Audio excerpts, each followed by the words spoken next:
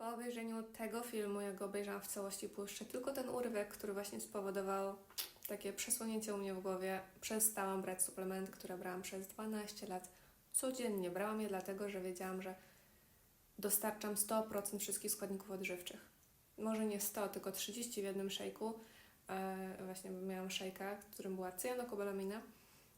Także odstawiłam szejk, odstawiałam wszystkie suplementy, dlatego że jeżeli tutaj mamy w filmie podaną cyjanokobalaminę, to zapewniam, że jest na pewno mnóstwo innych filmów, które powiedzą o całej różnej innej liście składników.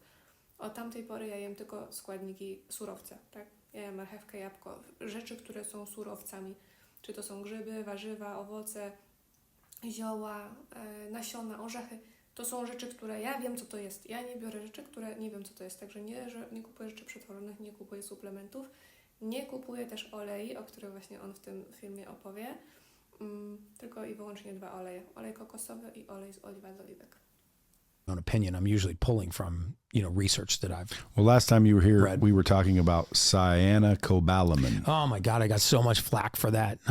Dude, you got the warning label stuck up and I think even suppressed on YouTube. They were shutting you down and saying, this guy, don't listen to this guy. Yeah, I mean, look, there's 4 forms of B12 in the world, right? I mean, 3 of them occur naturally in nature. They're called hydroxycobalamin, adenosylcobalamin, and methylcobalamin. You can find them all over the surface of the earth. And then we make one in a laboratory. It's called cyanokobalamin. We make it from hydrogen cyanide. Why do we make it? In an effort to make less expensive synthetic vitamins. We try to make folate in a laboratory and we call it folic acid. Folic acid doesn't occur anywhere naturally in nature. You can't find folic acid anywhere on the surface of the earth. So my position is that there's 4 forms of B12 and one of them synthetic and one of them's made from hydrogen cyanide. In fact, we should probably just go to I'm going to go to the, can we show this on the podcast if I actually pull up a website? Well, not audio, but if you guys go to YouTube right now, this video will be on YouTube.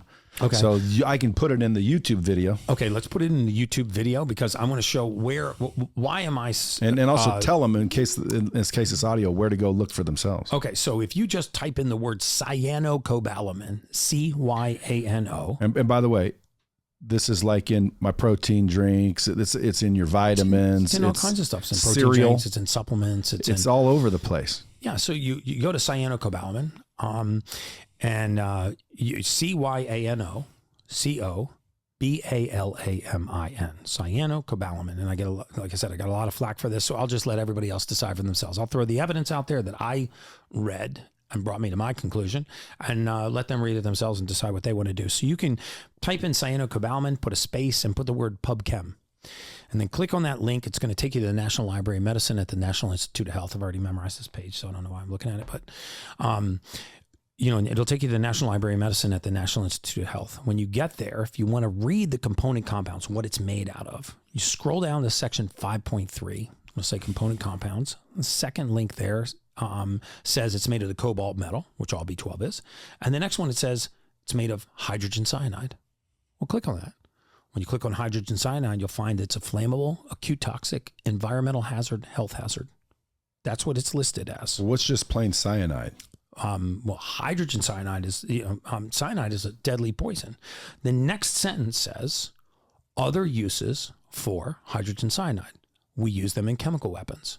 So we use the hydrogen cyanide that is bound to the cobalt metal in chemical weapons. We list the hydrogen cyanide as an acute toxic, environmental hazard, health hazard, and it's flammable. In fact, if you're using that form of B12 as it's manufactured, the driver that transports that powder has to wear a hazmat suit, has to have a flammable transport license, has to have a hazardous waste disposal license, and can't come in contact with that vitamin. Right, so just think about that for a second. But we ingest it. And then, we ingest it. And then I had some internet troll that loves to troll me, some half-baked PhD that said, Gary's trying to scare the world with cyanokobalamin, and everyone knows that, that you'd have to take 2,500 times the dosage in order to have a toxic level because the dose determines the poison, which is the most nonsensical thing I've ever heard in my life. The dosage does not determine the poison. You have a bunch of, supposed academics that like to say that, but if the dosage determine the poison, nobody would have mercury poisoning, right? the FDA and the CDC both say that their non-toxic levels of mercury are 0.045 micrograms. So you can ingest 0.045 micrograms of mercury and it's non-toxic, but nobody gets a toxicity level from a single dose of mercury. It's the cumulative dose toxicity that matters. So what if you're taking this in your protein powders and your supplements and your energy drinks and you're taking a hydrogen cyanide, flammable, acute toxic environmental hazard that's accumulating in your tissues? And by the way, the body can't even use cyanokobalamin. Cyanokobalamin is useless in the human body. The human body converts it to something called hydroxycobalamin. So why would you force your body to do that anyway? So if the dosage determine the poison, then I guess you're fine with small doses of mercury, small doses of lead, small doses of arsenic, small doses of hydrogen cyanide. And that's one way to think about it. Carrageenan, a known carcinogen that we put as a thickening agent in a lot of our protein powders and drinks. Carrageenan, a single ounce of carrageenan is not going to cause you colon cancer, but it is highly linked to colon cancer. So do you want to keep bombarding yourself with microdoses of carrageenan? So it's so nonsensical to say that the dosage determines the poison. That's the most false statement I've ever heard in my life. Well, Gary, what I want to know is how are these agencies that are supposedly there to protect the consumer? Because like these internet trolls, they believe, like these internet trolls, like some of these trolls will say the dosage determines the poison. The FDA takes the same position. They take the position of single dose toxicity. If it's not toxic in a single dose, let's give it to the public. Well, let me ask you a question. Cumulative dose toxicity is what we should worry about. By the way, that's what Europe uses. Yeah, but let me ask you a question. Let's say I gave you a glass of water and I just put a little tiny fraction of shit in it. Yeah, a little mercury. Feces. Not mercury. Yeah, shit. Shit. I put a little fraction of it in there. Would you drink it? Probably not. I'd rather have the shit-free water if you don't mind. It's mostly all water. I know. This little shit ain't gonna hurt you. The dosage determines the poison. It's just a little bit of shit. Yeah, it's the whole mindset to me. It's like, dude, if these agencies are there to protect, I would say, now what is this? Coagulant, or what'd you call it? Carrageenan. What is it? Oh, it's a sludge. Agent. Yeah. Oh, what's it for? Oh, it's to thicken the stuff. Okay. You have nothing else that you can thicken it with? Highly linked to colon cancer. There are numerous animal studies. The answer would be no. You can't put that in our food. Yeah. Period. By the way, it's illegal in Europe.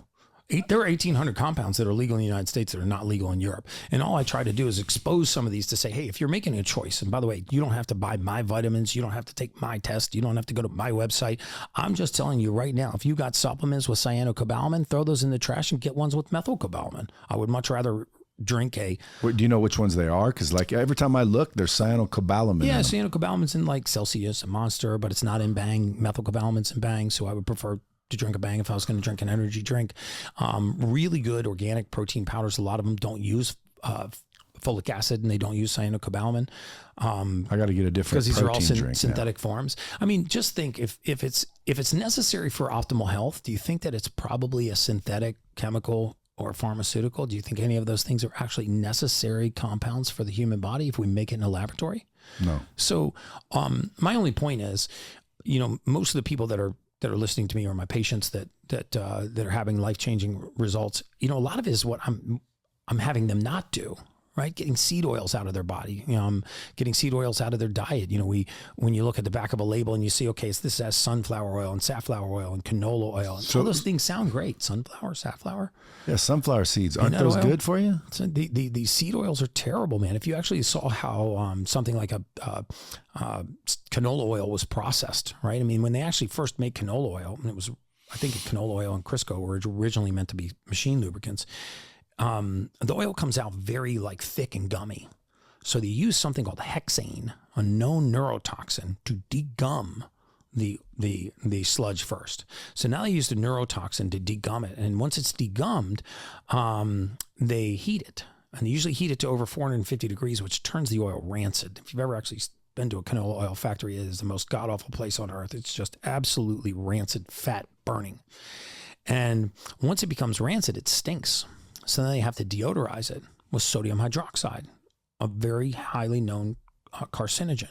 And after it becomes carcinogenic and neurotoxic and heated till it's rancid, then they bleach it so the oil is clear. I'm not making this up.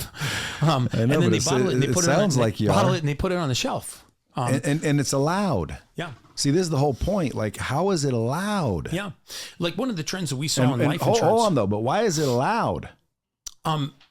It's allowed because, big pharma and the food industry is in the back pocket of the government. I mean, did you see the food pyramid that just came out? Joe Rogan posted? Yes. It's mind-numbing. The I fifth couldn't thing even on believe there that was real. Lucky Charms. They said Lucky Charms was better than steak. Lucky Charms was better than steak. There are 11 different food dyes before you get to the grains sprayed with folic acid and the sugar and the grains, which are terrible for you anyway.